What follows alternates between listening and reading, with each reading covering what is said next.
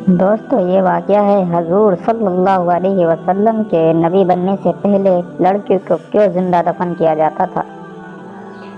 تو السلام علیکم دوستو یہ ویڈیو سیرت النبی سیریز کا 15واں پارٹ ہے کہ جس میں بتایا جائے گا کہ حضور صلی اللہ علیہ وسلم کے نبی بننے سے پہلے لوگوں میں کیسی گمراہیت پھیلی ہوئی تھی، یہاں تک کہ ایک صحابی نے آ کر حضور صلی اللہ علیہ وسلم کو اپنی جاہلیت کے زمانے کا ایک قصہ سنایا کہ کیسے انہوں نے 70 سے زیادہ لڑکیوں کو زندہ دفن کر دیا تھا تاکہ کسی کو اپنا داماد نہ بنانا پڑے۔ ان صحابی کا نام حضرت دیہ کلبی تھا۔ وہ ایک مرتبہ مدینے میں حضور صلی اللہ علیہ وسلم کی خدمت میں حاضر ہوئے اور کہنے لگے، اے اللہ کے رسول، مجھے ہر وقت ایک بات کا ڈر ستاتا رہتا ہے کہ جس کو لے کر میں بہت زیادہ پریشان رہتا ہوں، کیونکہ اسلام لانے سے پہلے مجھ سے کچھ ایسے گناہ ہو گئے ہیں کہ ڈر لگتا ہے کہ اللہ تعالیٰ میرے ان گناہوں کو معاف کرے گا یا نہیں۔ یہ سن کر حضور صلی اللہ علیہ وسلم نے پوچھا کہ اے دیہ، وہ کون سا گناہ ہے کہ جس کو لے کر تم اتنا پریشان رہتے ہو؟ تو حضرت دیہ رضی اللہ عنہ نے جواب دیا کہ اے اللہ کے رسول، میں اپنی قوم کا سردار تھا۔ آپ کے نبی بننے سے پہلے جب میری قوم گمراہیوں میں پڑی ہوئی تھی تو اس وقت ہمارے علاقے میں لڑکیوں کی پیدائش پر انہیں زندہ دفن کر دینے کا رواج تھا، کیونکہ کوئی بھی کسی کو اپنا داماد بنانا ذلت سمجھتا تھا۔ میں نے خود اپنے ہاتھوں سے 70 سے زیادہ لڑکیوں کو زندہ دفن کیا ہے۔ اتنا کہہ کر حضرت دیہ رضی اللہ بہت رونے لگے اور پھر آگے کا قصہ سنایا۔ فرمایا کہ اے اللہ کے رسول، ایک دن کی بات ہے کہ مجھے کسی دوسرے شہر تجارتی کاموں سے جانا تھا۔ اس وقت میری بیوی حمل سے تھی اور اس کے پیٹ میں میرا بچہ تھا۔ میرا کام ایسا تھا کہ مجھے گھر لوٹتے لوٹتے 7 سال گزر جاتے، اسی لیے جاتے وقت میں نے بیوی سے کہا کہ اگر ہمارے گھر لڑکا پیدا ہو تو اس کی اچھے سے تربیت کرنا اور اسے کسی کمی کا احساس نہ ہونے دینا۔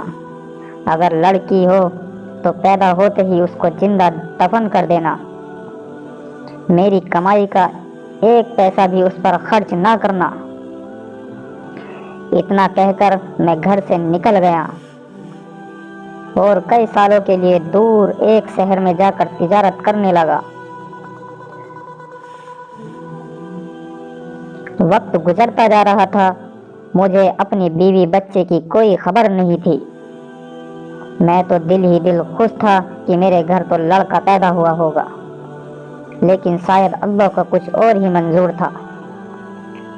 اسی لیے جب میں 7 سال کے بعد اپنے گھر واپس لوٹا تو بڑی امیدوں سے ساتھ گھر کا دروازہ کھٹکھٹایا۔ تھوڑی دیر بعد ایک چھوٹی سی بچی نے آ کر دروازہ کھولا تو میں نے اسے دیکھ کر پوچھا کہ اے لڑکی، تم کون ہو؟ تو اس بچی نے جواب دیا کہ میں اس گھر کے مالک کی بیٹی ہوں۔ یہ سنتے ہی میرے ہوش اڑ گئے اور غصے میں میری آنکھیں لال پڑ گئیں۔ میں نے اس لڑکی سے کہا کہ اگر تم اس گھر کے مالک کی بیٹی ہو تو میں اس گھر کا مالک ہوں۔ جیسے ہی میں نے یہ بات کہی تو وہ بچی میری ٹانگوں میں چمٹ کر خوش ہونے لگی اور کہنے لگی کہ ابا جان، آپ مجھے چھوڑ کر کہاں چلے گئے تھے؟ میں تو ہر روز آپ کو یاد کرتی تھی۔ وہ لڑکی برابر میری ٹانگوں کو پکڑ کر بولتی جا رہی تھی اور میرے اندر ہی اندر غصے کی آگ میں جل رہا تھا۔ پھر ایک دم میں نے اس لڑکی کو دھکا دیا اور وہ دور جا کر گری۔ میں غصے میں گھر کے اندر آیا اور بیوی سے پوچھنے لگا کہ آخر یہ بچی کس کی ہے۔ میرا یہ سوال سن کر بیوی رونے لگی تو میں سمجھ گیا۔ بہت دیر بعد بیوی نے روتے ہوئے جواب دیا کہ اے دیا، یہ تمہاری ہی بچی ہے۔ جس وقت تم مجھے حمل میں چھوڑ کر دوسرے شہر چلے گئے تھے تو ہمارے گھر اسی بچی کی پیدائش ہوئی۔ دیکھو نا یہ کتنی پیاری ہے۔ حضرت دیا رضی اللہ عنہ حضور صلی اللہ علیہ وسلم کو یہ قصہ سناتے جا رہے تھے اور روتے جا رہے تھے۔ حضرت دیا نے کہا کہ اے اللہ کے رسول، حقیقت میں میری بچی بہت خوبصورت اور پیاری تھی۔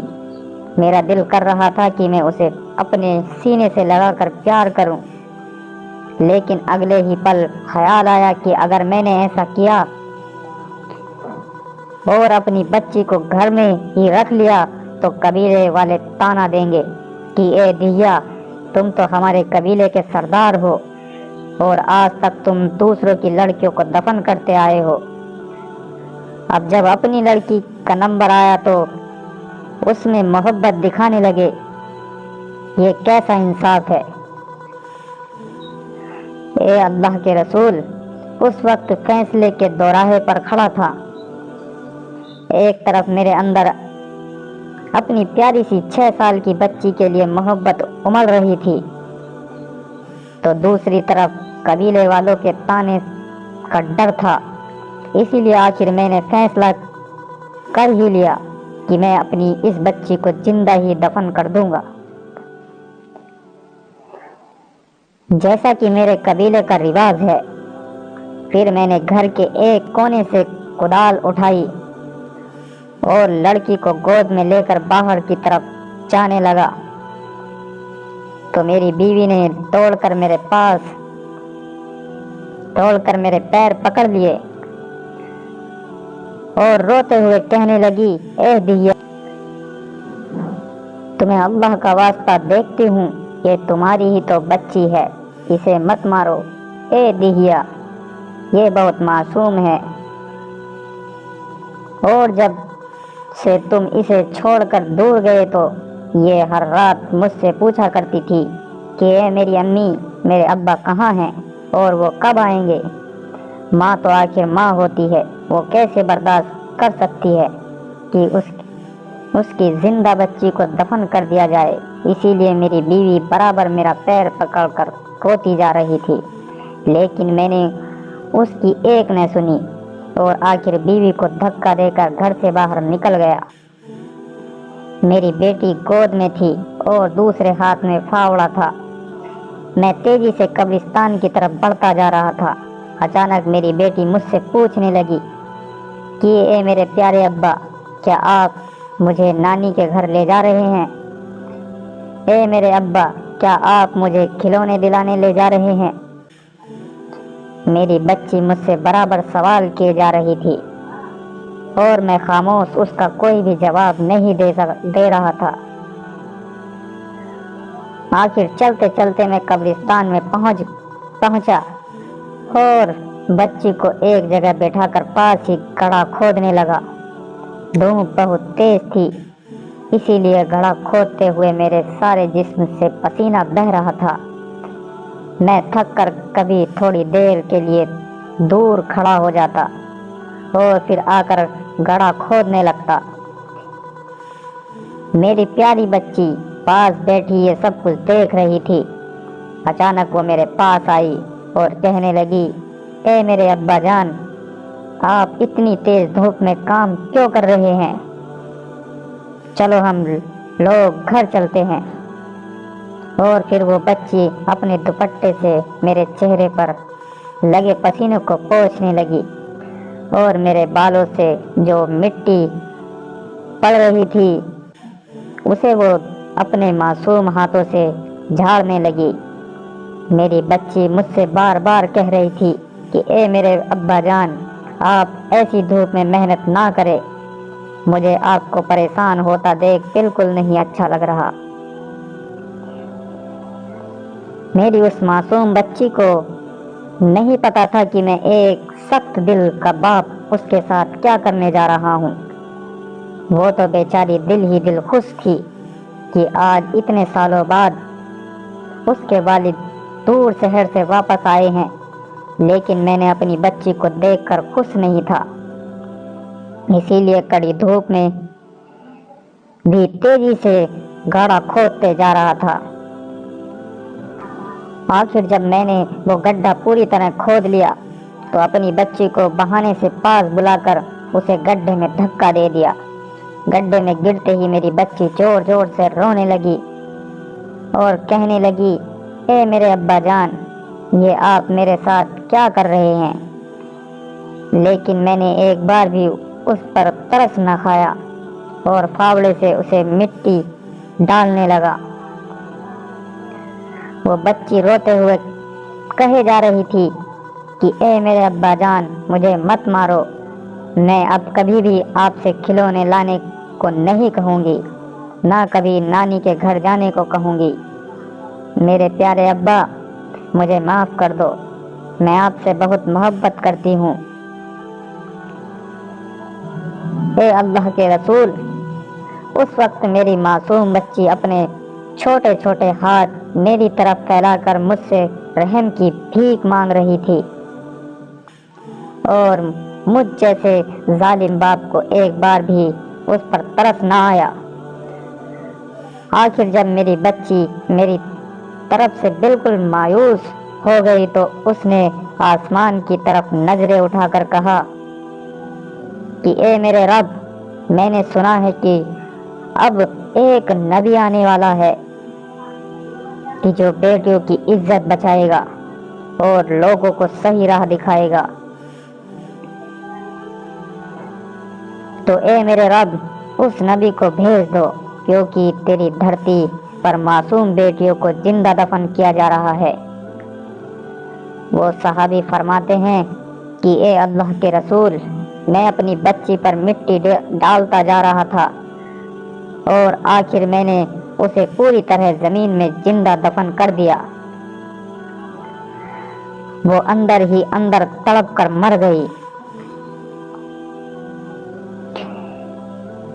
اتنا واقعہ سنانے کے بعد وہ صحابی بہت زور زور سے رونے لگے اور کہنے لگے کہ اے اللہ کے رسول، میرے سر یہ ایک ایسا گناہ ہے کہ جو مجھ سے ہر وقت پریشان کرتا رہتا ہے کہ آخر قیامت میں میرا یہ گناہ معاف کیا جائے گا یا نہیں۔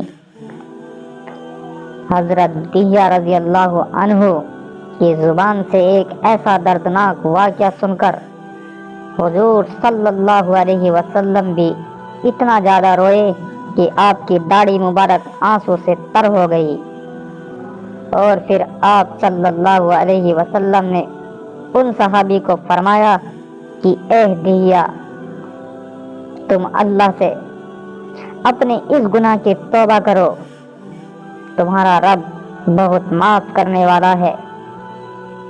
دوستو، اسی طرح ایک اور چھوٹا سا واقعہ کتابوں میں نظر آتا ہے کہ حضرت اشعث بن نازیہ نام کے ایک مشہور صحابی نے زمانہ جاہلیت میں تقریباً 360 سادہ بچیوں کو زندہ دفن ہونے سے بچایا تھا۔ وہ صحابی اپنے واقعہ سناتے ہوئے فرماتے ہیں کہ ایک بار میری 2 جوان بیٹیاں کہیں کھو گئیں تو میں اپنے ایک قیمتی اونٹ پر سوار ہو کر ان دونوں کی تلاش میں نکلا۔ بہت دور جا کر ایک صحرا میں مجھے وہ دونوں اونٹنیاں مل گئیں، تو میں انہیں لے کر واپس لوٹ رہا تھا کہ مجھے ایک جگہ 2 گھر بنے نظر آئے۔ میں واپس گیا تو وہاں ایک بوڑھا دادا بیٹھے ملے۔ میں ان سے باتیں کرنے لگا کہ تبھی سامنے کے گھر سے آواز آئی کہ اے بوڑھے بابا، آپ کے گھر ایک بچے کی پیدائش ہوئی ہے۔ تو ان بوڑھے بابا نے پوچھا کہ لڑکا پیدا ہوا ہے یا لڑکی؟ تو جواب ملا کہ لڑکی کی پیدائش ہوئی ہے۔ یہ سنتے ہی اس بوڑھے बाबा ने कहा कि उस लड़की को अभी फौरन दफन कर दो, मुझे अपने घर लड़की नहीं चाहिए। बूढ़े बाबा की ऐसी बात सुनकर मेरे तो होश उड़ गए और मैंने उनसे कहा कि ए बूढ़े दादा, आप उस लड़की को दफन ना करें बल्कि मुझे दे दे, मैं उसकी अच्छी परवरिश करूंगा। ये सुनकर उस बूढ़े आदमी ने जवाब दिया कि तुम मुझे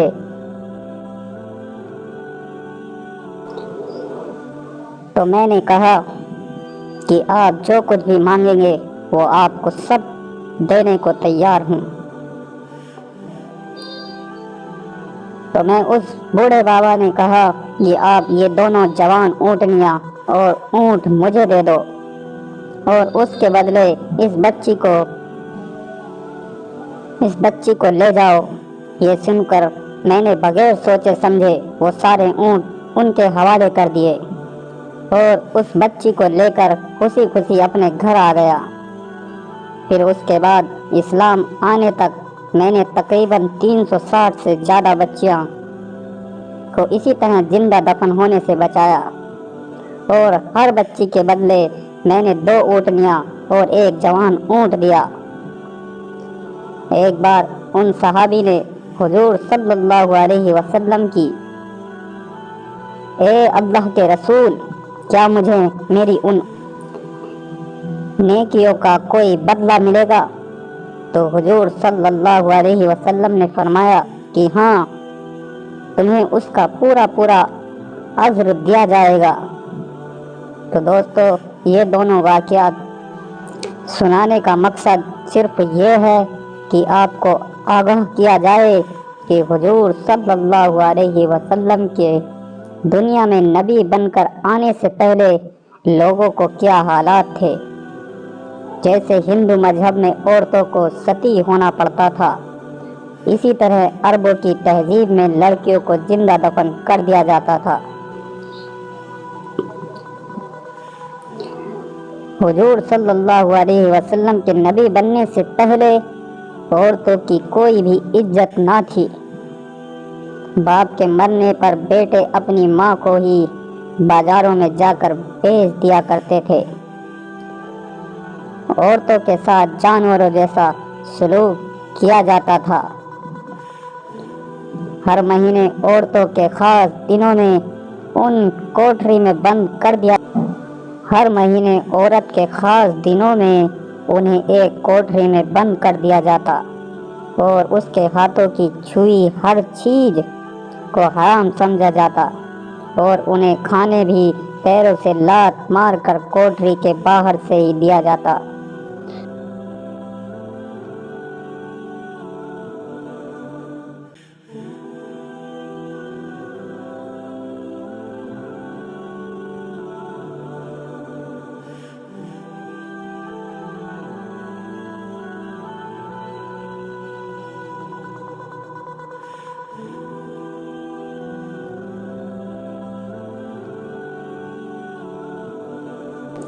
जब हुजूर सल्लल्लाहु अलैहि वसल्लम को इस दुनिया में नबी बनाकर भेजा गया तो आपने औरतों की इज्जत करना सिखाई और फरमाया कि दुनिया में एक औरत ही है कि जिसके कदमों तले अल्लाह ने जन्नत रख दी है। हुजूर सल्लल्लाहु अलैहि वसल्लम ने लोगों को जिंदगी गुजारने के तरीके सिखाए और घटा ठोक तरीके से निकालकर लोगों को परेशानी से एक नई राह दिखाई।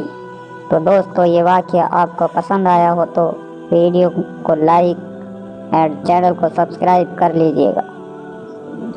तो दोस्तों, मिलते हैं नेक्स्ट वीडियो के साथ।